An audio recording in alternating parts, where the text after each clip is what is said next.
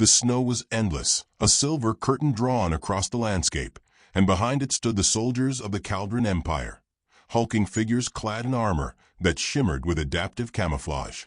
They moved like wolves through the trees, silent, confident, and bored. War with humans was supposed to be challenging. Instead, it felt like pest control. One of them, Commander Threx, stood with his talons clasped behind his back, his ocular HUD sweeping the frozen terrain. "They've deployed another ground squad," he said, voice thick with contempt. "More mammals with pop guns." A ripple of laughter passed among the soldiers around him. One leaned against a tree, his rifle slung casually over one shoulder. "Let them come. We'll scatter their bones like the last batch." These creatures have no understanding of real war. But they paused when the feed from a scout drone displayed a human unit trudging through the snow, their forms blurred in the blizzard. The center figure was peculiar, larger than the rest, hunched under the weight of something massive. He carried it with care, almost reverence, wrapped in heat-insulating cloth like some sacred artifact. The aliens zoomed in. It wasn't a plasma weapon. No energy conduits, no glowing elements, no grav stabilizers.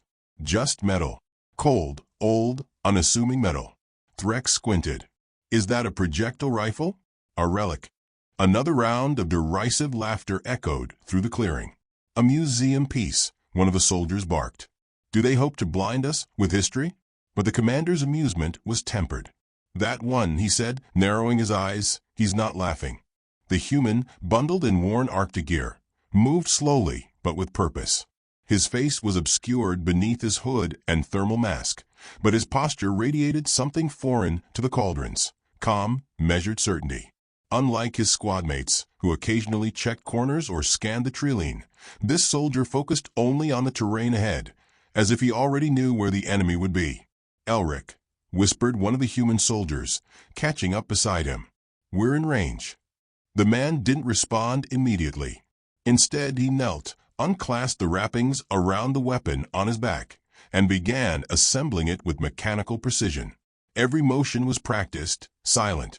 When the rifle came into full view, the younger soldier took a half step back, as if feeling the weight of its presence. It was colossal, over 5 feet long, matte black with the faint lines of reinforced plating running along its barrel. The muzzle alone looked like it could swallow a man's fist. Ammunition, long and heavy, hung in a belt that Elric began feeding into the receiver. The young soldier exhaled. "They're going to see that and think we're mad." "They already do," Elric murmured, voice low, his breath a soft cloud in the frozen air. "Let them." Up in the trees, the Cauldrons adjusted positions. Threx observed the human activity and issued new orders. "No need for subtlety," he said.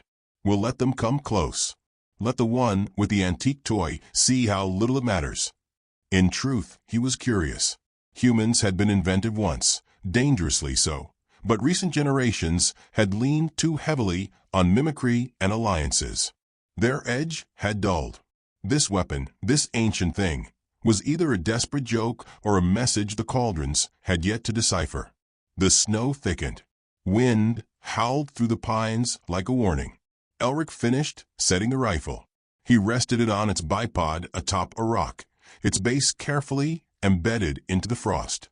He adjusted the scope, not digital, but analog with some subtle modifications. No glow, no emissions.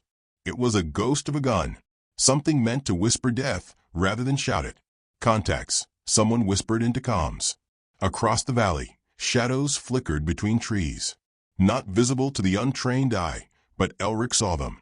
Not with tech, with instinct. Years of it. He leaned into the rifle. Threx watched through his scope, locking onto the large human. "He's seen us." "Impossible," said a soldier beside him. "We're cloaked."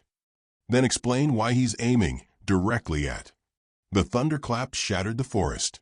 It wasn't a shot. It was a reckoning. An explosion bloomed at the Caldron flank. One of their best snipers, a veteran of 100 battles, was torn in half before his armor registered the kinetic impact. The tree behind him exploded in a cloud of splinters. Threx's HUD blinked red. Targeting systems scrambled to recalibrate. What kind of round was that? Someone shouted. Another shot. Another body fell. This time, it wasn't just the soldier. It was a support mech behind him, its arm blown clean off. Panic rose. Elric didn't flinch. Didn't speak. He simply operated. Each round thundered with the weight of buried wrath. The rifle bucked like a living thing, and Elric welcomed its roar. The old beast had been silent too long. Behind him, his team hunkered down, taking advantage of the chaos. They moved fast, flanking the panicked cauldrons, while Elric stitched fear into their bones from afar. "He's suppressing us with a slug thrower," a cauldron lieutenant bellowed. "No," Threx said slowly, eyes wide as he watched another soldier vanish in a red mist. "That's not suppression. That's precision. And that's no slug thrower." They couldn't advance, couldn't flank. Every time a cauldron so much as twitched from cover, Elric's rifle barked, and another figure dropped. Threx hissed into his mic, "Fall back to secondary ridge. Reset. This isn't what we expected." From the rock, Elric ejected a spent magazine and calmly loaded another. He tilted his head, listening to the new silence creeping into the valley. The snow continued to fall. He adjusted his position by inches. Another target shifted near the tree line. Too slow. One more shot. One less cauldron. The young soldier beside him spoke again, softer now. "They're retreating." "For now," Elric said. He looked through the scope. He wasn't smiling. He wasn't celebrating. There would be more. Always more. But now, they wouldn't be laughing. Snow had become ash. The forest, once pristine and deathly quiet, now trembled under the echoes of kinetic thunder. The cauldrons had retreated behind a ridge to regroup, their confidence shattered like glass beneath a boot. For the first time in the campaign, they hadn't just faced resistance. They had tasted fear. Elric remained prone, his hand steady on the cold frame of the anti-tank rifle. The steam rising from the barrel was faint now, curling away like breath from a sleeping beast. He adjusted the scope slightly, scanning the distant ridge. The retreat hadn't gone far. Cauldrons didn't run, they repositioned. His comm crackled. "Elric, that last shot cut a recon line. HQ wants confirmation. Did you intentionally down their drone?" He didn't answer immediately. He was watching a shape shift near a cluster of trees, the ripple of heat distortion betraying a camouflage target. The cauldrons were adapting, deploying active cloaking suits, most likely standard with their elite recon squads. He exhaled slowly. "Not a drone," he said at last. "Spotter with a compact field uplink. They're mapping our firing pattern." There was a pause, then a quiet, impressed whistle. "Roger that, Hammer. Permission to continue suppressive." "Negative." Elric cut in. "No suppression. Precision only." He rotated the elevation dial and shifted his grip slightly. A moment later, the rifle recoiled with a deep, hollow bark. Through the lens, he saw the flicker collapse, a shimmer of invisibility, fading to reveal an alien figure lying twisted, a hole the size of a human fist where its helmet used to be. On the cauldron side, silence reigned. Inside their temporary command tent, Commander Threx studied the rapidly thinning sensor returns. 14 casualties, half to a single human, and a weapon that didn't even register on their tactical databases. He paced. "Explain it to me," he growled. "Why can't our armor withstand a weapon centuries obsolete?" A technician stammered, eyes flicking across scans. "The projectile is chemically propelled, but the composition is exotic. Dense core with a sabot casing, fragmentation secondary effect. It's not plasma, not even electromagnetic, but it penetrates like a drill through butter. And why haven't our shields stopped it?" "They don't see it, Commander. Our energy screens are tuned to counter thermal and radiant signatures. This weapon, this thing, bypasses that. It's pure mass and speed, like being struck by a meteor." Threx snarled and slammed a fist onto the hollow table. The projection wavered. "Then recalibrate the defense grid. Flush 'em out." Outside, the air shimmered again. Cauldron hunter drones, six-legged and spider-like, began crawling through the snow, guided by heat and movement. In the canopy, scout snipers repositioned, adjusting their visors to manual targeting modes. There would be no more underestimating the human. Elric saw it all coming. Through the scope, the trilene seemed to breathe. He noted the unnatural stillness of one branch, the way another broke snow too evenly. He counted them. 3 snipers, 1 drone team, 2 more flanking wide, low to the ground. One mistake, and the rifle's advantage would vanish. He whispered into his comms, "Rabbit tree and smoke on my mark. I'll clear the canopy. You sweep the ground." Acknowledgements clicked in. He shifted targets, not rushing. That was what they wanted. He moved his aim off-center, catching a sliver of movement high in a pine. Another shot rang out, deafening, even through muffling snow. A cauldron dropped like a rag doll. The humans moved immediately. From behind snowbanks and broken trees, they surged forward, controlled, swift. Smoke grenades hissed, and the field blurred with thick white fog. Elric pivoted, catching a drone mid-stride. Another shot, its body exploded, flinging shards of metal into the trees. The cauldrons opened fire now, no longer hiding. Plasma bolts lit the fog in pulsing arcs, searing the snow to glass. One human went down, screaming but alive, dragging himself behind a rock. The rest kept moving. From his perch, Elric continued to fire. He didn't miss. A drone leapt toward a crouching human with a SARM spinning. Elric fired again. The drone's central processor shattered, sending the machine tumbling like a dying animal. But something shifted. A flicker near the flank, moving low. Not Cauldron's standard issue. Faster. Smoother. Elric tensed. The air around the figure seemed to resist light. He adjusted focus. Then he saw it, a Cauldron assassin class, one of their rare field disruptors. Close combat elite. And it was coming straight for him. He moved fast, rolling back and detaching the bipod.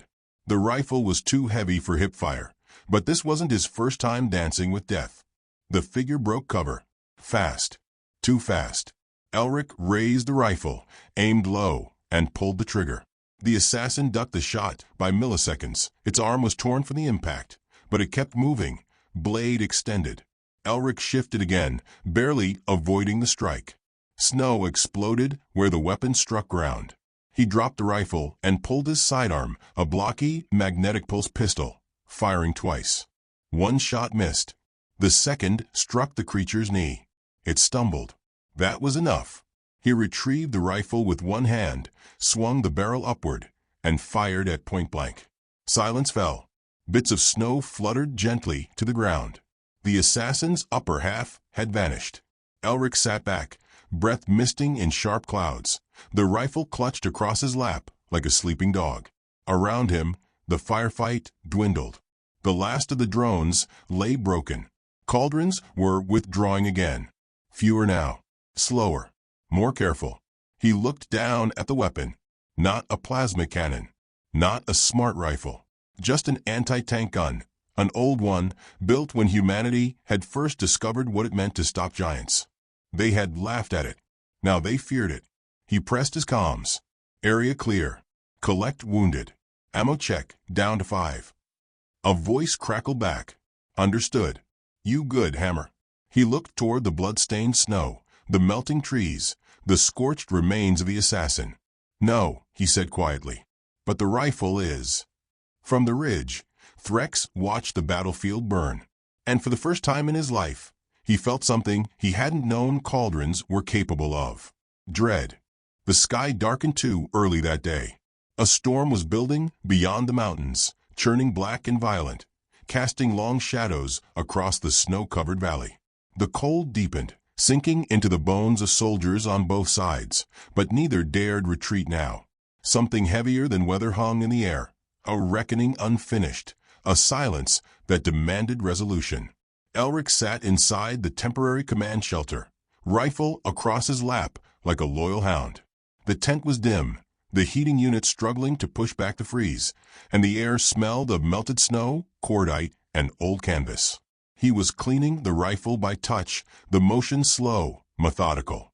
Not out of ritual, out of respect. Across from him, Lieutenant Bren Calder watched in silence, fingers drumming against a field tablet. His hair was damp with melted snow, his eyes red with exhaustion.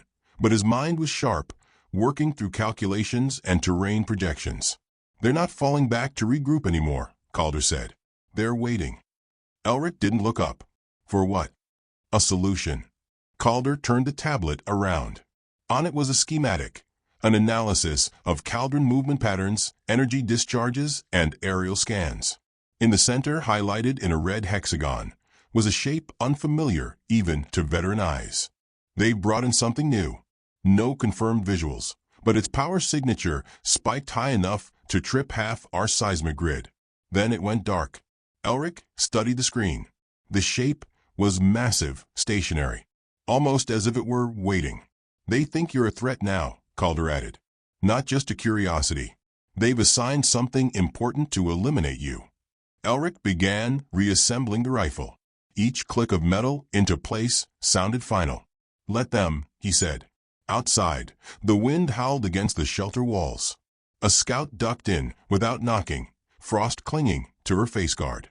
"Movement," she said quickly. "Low ground to the west. Unshielded. It's not a troop line. It's singular. It's walking." The tent fell silent. "Define walking," Calder said. "Like it doesn't care who sees it," she replied. 10 minutes later, they saw it for themselves. From the ridge overlooking the West Passage, the team watched as the snow parted around a shape too large to be natural, yet too precise to be anything but engineered. It was armored like a bunker and stood twice the height of a tank, but unlike the usual Caldron walkers, this one had no visible weapons. No cannons. No sensor banks. Just one massive plate across its front, polished and dark, as though it wore the void like armor. It stopped a kilometer out and stood still, watching. Calder lowered his binoculars. "I've seen thermal ghosts with more movement than that thing." Elric had already set up the rifle, prone on the rise with his eye against the scope. "It's bait." "For what?"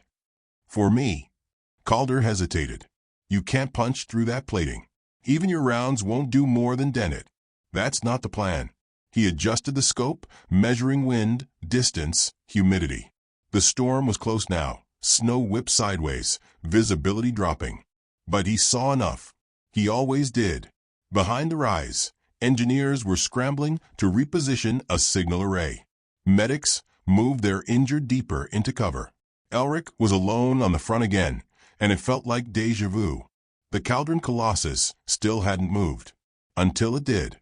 With a sound like a mountain groaning, it raised one arm and opened a panel on its side. A port slid away, and inside, housed in a mechanical cradle, was a weapon that no one had seen deployed before, because it hadn't existed yet. A railgun the size of a cargo truck began to hum. Calder cursed into his comm. "It's not a walker. It's a precision cannon. Autonomous targeting. That thing isn't here to fight. It's here to erase." Elric exhaled and realigned the scope. "Then we don't give it the chance." He thumbed a switch on the rifle, locking in the last of his custom rounds. These were older than most of the soldiers around him. Experimental uranium slugs, the kind outlawed by most civilized treaties. But the Cauldrons hadn't come to honor treaties. The railgun's hum rose, the storm screaming louder around it. The sky flickered, and Elric fired. The first shot struck the railgun's cradle, not enough to disable it, but enough to make the machine shift. It wasn't expecting resistance this soon. It hadn't calculated the one human with a weapon too old to make sense. The second shot came before the first echo faded. This one struck a stabilizer beneath the weapon's foot. Snow and earth geysered upward. The machine faltered, then fired.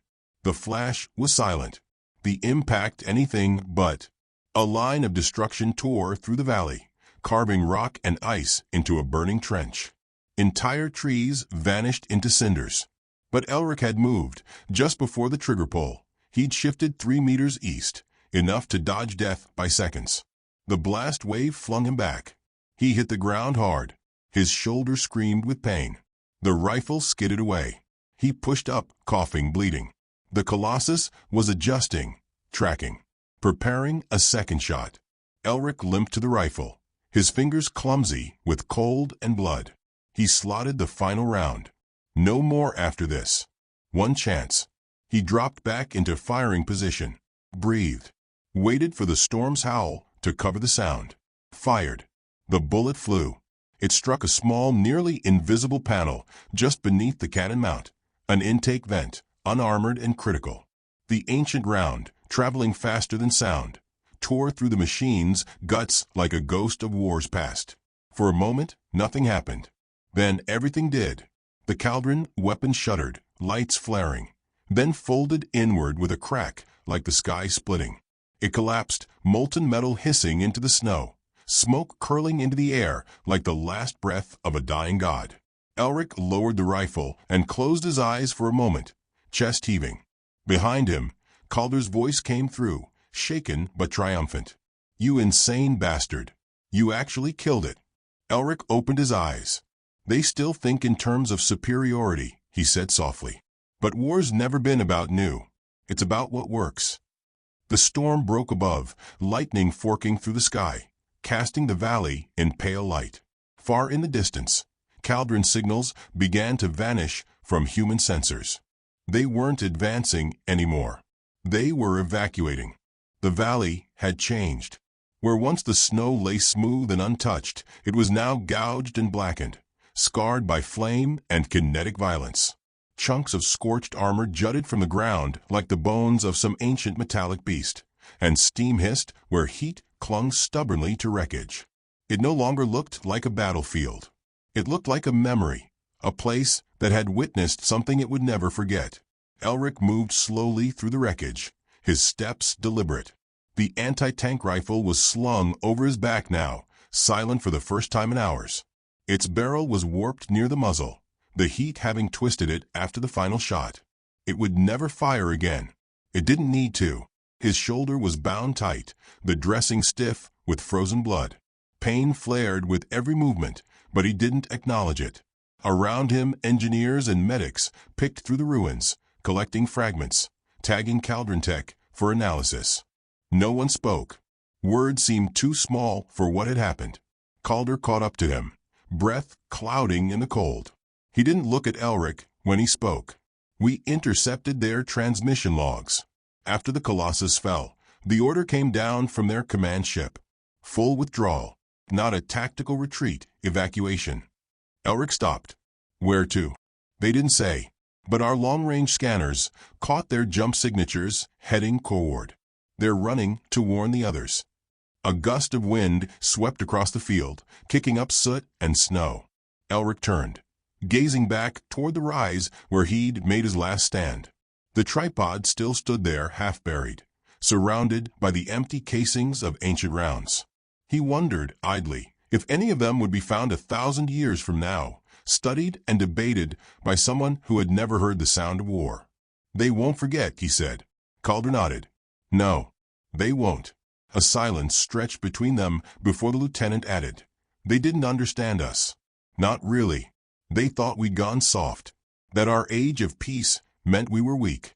That weapons like that," he gestured toward the remnants of the rifle, "were relics instead of warnings." Elric's lips curled slightly. Not quite a smile. Now they know better. They moved back toward the human line, where mobile shelters had been set up amid the wreckage. Inside, communications officers buzzed with activity. A direct link to Earth Command had finally come through, and orders were shifting rapidly. The brass wanted reports, briefings, debriefings. But mostly they wanted Elric. He entered the main tent, ducking low under the flap. The warmth inside was immediate, but not comforting. A dozen pairs of eyes turned to him, some full of respect, others uncertainty. At the center, a hollow screen flickered to life, displaying the face of General Rourke, patched in from Orbital Command. "Sergeant Elric." The voice boomed, clipped and formal. "You are hereby relieved of field command and reassigned to Strategic Systems Assessment, Earthside. A ship is en route." Elric didn't flinch. "On what grounds?" "On grounds that you're too valuable to leave on the front. What you did here changed the equation." The general's expression shifted slightly, as if weighing the next words. "You prove something. That asymmetrical warfare still works. That brute force can still outmatch elegance. and that we don't need to reinvent the wheel to win. We just need to remember how to drive it through the enemy's chest. A few of the officers exchange glances. We'll want a full breakdown of the weapon, its history, modifications, and we want you to train others. Turn your method into a doctrine. Elric was quiet for a long time. When he finally spoke, his voice was low.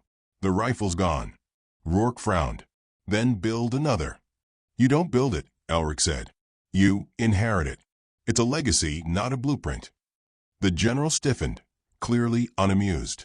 Legacy doesn't win wars, Sergeant. Elric's gaze hardened. That's where you're wrong. The screen blinked out.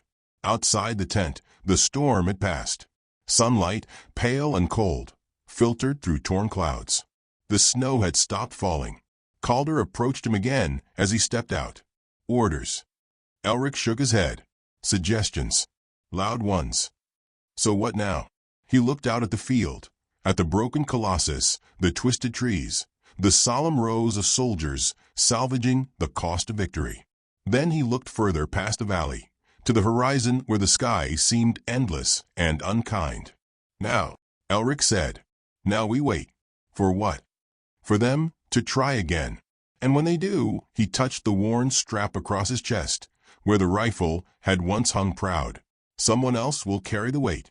He started walking, boots crunching softly in the new snow.